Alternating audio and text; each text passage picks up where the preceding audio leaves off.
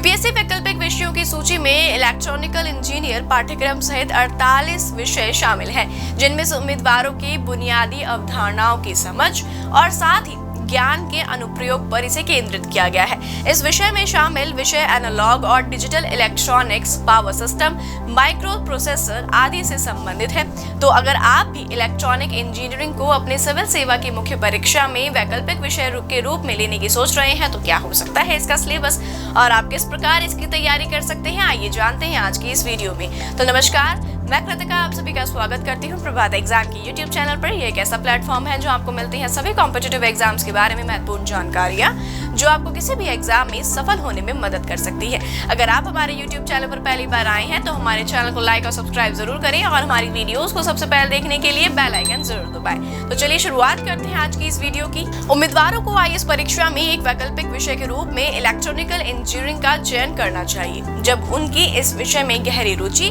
और पृष्ठभूमि हो, ताकि वह आसानी से परीक्षा की तैयारी कर सके। यूपीएससी मेंस में प्रत्येक वैकल्पिक विषय में 2 पेपर होते हैं, यानी पेपर 1 एंड पेपर 2। प्रत्येक पेपर कुल मिलाकर 500 अंकों का होता है, यानी एक पेपर के 250 मार्क्स इसमें अर्जित जाते हैं। जिन उम्मीदवारों ने अपनी स्नातक की डिग्री में इलेक्ट्रॉनिक्स या इलेक्ट्रॉनिकल इंजीनियरिंग का अध्ययन किया है, या जो electrical engineering, facility support engineering आदि के रूप में काम करते हैं, वह यूपीएससी के मेंस की परीक्षा में इस विकल्प को ले सकते हैं। तो चलिए बिना किसी देरी के जानते हैं आज का सिलेबस।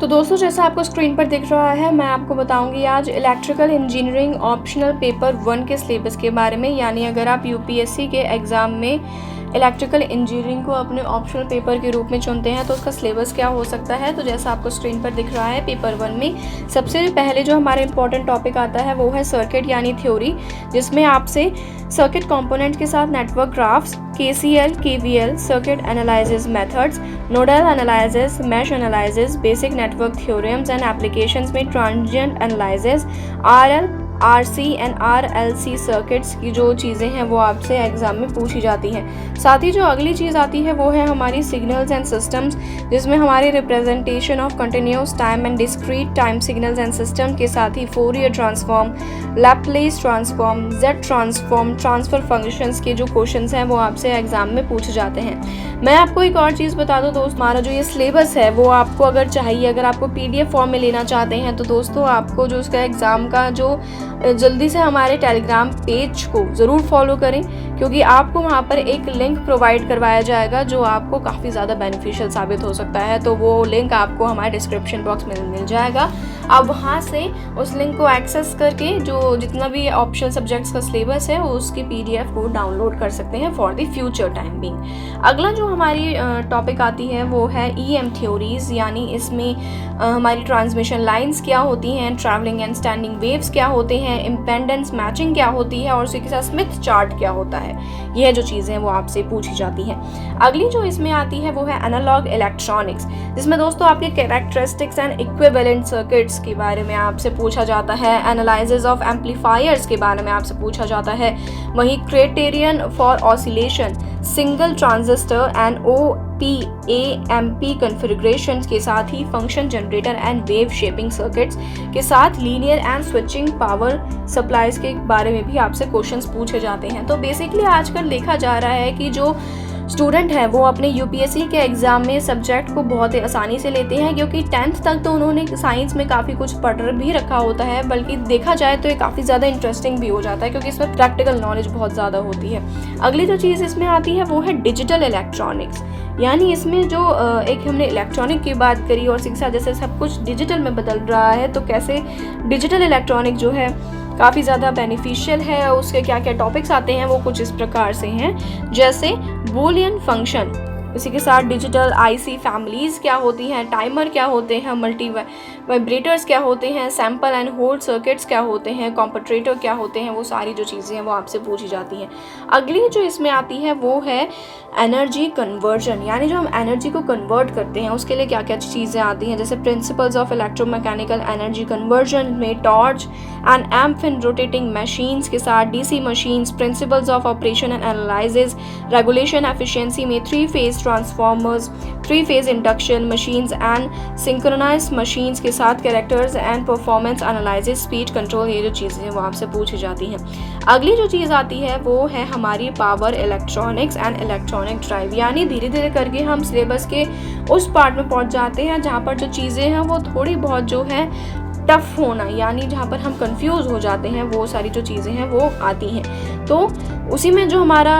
एक है जो स्टूडेंट्स भी बहुत ज़्यादा टफ पार्ट मानते हैं वो है power electronic and electronical device. इसमें सेमीकंडक्टर पावर डिवाइसेस होते हैं, डायोड, ट्रांजिस्टर, थाइरिस्टर और इसके साथ switch mode inverter, basic concept of speed control on DC and AC motor drives, applications of variable speed drivers, ये जो सारी चीज़ें हैं वो आपसे आपके एग्जाम में पूछी जाती हैं। अगली जो चीज़ आती है वो है हमारी एनालॉग कम्युनिकेशन, यानी दोस्तों इसमें आपसे रैंडम वेरिएबल्स के बारे में पूछा जाता है, उसका जो कंटिन्यूस फैक्टर्स क्या होता है, उसका प्रोबेबिलिटी क्या होती है, प्रोबेबिलिटी फंक्शन क्या होते हैं, स्टैटिस्टिकल एवरेजेस होते हैं, probability model, random signal and noises क्या होते हैं वो आपसे पूछा जाता है। लीनियर CW मॉड्यूलेशन क्या होता है, एम्पलीट्यूड मॉड्यूलेशन क्या होता है, PN एंड FM सिग्नल्स क्या होते हैं। CW मॉड्यूलेशन सिस्टम के साथ ही आपसे दोस्तों पूछा जाता है receiver signals to noise ratios calculation, ये सारी चीज़ें आपसे पूछी जाती हैं। चलिए बात करते हैं इलेक्ट्रिकल इंजीनियर ऑप्शनल पेपर 2 के बारे में, यानी दोस्तों अगर आप अपने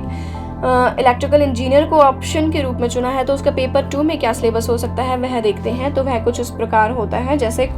सबसे पहला इंपॉर्टेंट जो चीज़ आती है वो है कंट्रोल सिस्टम, यानी इसमें आपसे पूछे जाते हैं एलिमेंट्स ऑफ कंट्रोल सिस्टम के बारे में, ब्लॉक डायग्राम्स रिप्रेजेंटेशन के बारे में, open loop and close loop systems के बारे में, principle and applications of feedback, control system components, LTI system, time domain and transform domain analysis के बारे में, देन स्टेबिलिटी, रूथ हर्जविट सर्टन्स के बारे में आपसे पूछा जाता है। State variable representation and analysis of control system के बारे में भी आपसे काफ़ी चीज़ें पूछी जाती हैं। अगली जो चीज़ आती है वो है micro processor and micro computers के बारे में आपसे पूछा जाता है, जैसे आपको स्क्रीन पर दिख रहा है, जिसमें आपसे पूछे जाएंगे PC organization, CPU instructor set के बारे में, रजिस्टर सेटिंग के बारे में, उसके डायग्राम्स के बारे में आपसे जो चीज़ें हैं वो पूछी जाती हैं। उसी के साथ मैं आपको दोबारा से एक बार रिवाइज करवा दूं कि अगर आप इसके सिलेबस को जानना चाहते हैं, अगर आप इसके सिलेबस को डाउनलोड करना चाहते हैं तो जल्दी से आप हमारे जो टेलीग्राम चैनल को फॉलो कर सकते हैं, उसका लिंक आपको डिस्क्रिप्शन बॉक्स में मिल जाएगा। तो यह थी आज की वीडियो। उम्मीद करती हूँ कि आपको आज की वीडियो काफी पसंद आई होगी। इसी के साथ अगर आप RPSC या राजस्थान के किसी अन्य कॉम्पिटिटिव एग्जाम की तैयारी कर रहे हैं तो हमने लॉन्च किया है अपना एक नया YouTube चैनल मारो एग्जाम, आप जल्दी से जाके उसको फॉलो जरूर करें। साथ ही अगर आप UPSC की तैयारी कर रहे हैं तो प्रभात प्रकाश लेकर आए हैं आपके लिए कुछ चुनिंदा किताबें, जैसे ऑल अबाउट UPSC एग्जाम, मुझे बनना है UPSC topper, government of Indian welfare scheme और 60 सक्सेसफुल IAS ऑफिसर्स की प्रेरक कहानियां, जिनमें आपको मिलेंगे काफी ढेरों सक्सेसफुल स्टोरीज। साथ ही आप इन सभी किताबों को Amazon और Flipkart से खरीद सकते हैं और स्क्रीन पर दिए गए नंबर पर संपर्क करके आप इन्हें ऑर्डर कर सकते हैं। तो उम्मीद है आपसे फिर मुलाकात होगी प्रभात एग्जाम के YouTube चैनल पर। तब तक के लिए नमस्कार। UPSC की परीक्षा में बेटर मार्क्स लाने के लिए जरूर पढ़ें प्रभात प्रकाशन के प्रभात एग्जाम द्वारा प्रकाशित पुस्तक UPSC 27 Years Civil Services Preliminary Exams 2022। IAS और डॉक्टर मनीष रंजन द्वारा इस लिखित पुस्तक में है आपको मिलेंगे 1995 से 2021 के जनरल स्टडीज और CSET के टॉपिक वाइज सॉल्व्ड पेपर्स और साथ ही पिछले 30 वर्षों के एसेज टॉपिक। आप इस बुक का रिव्यू लेना चाहते हैं तो हम आपके लिए लाए हैं इसके 3 सैंपल चैप्टर्स, जिनको आप फ्री डाउनलोड कर सकते हैं। तो आज ही ऑर्डर करें।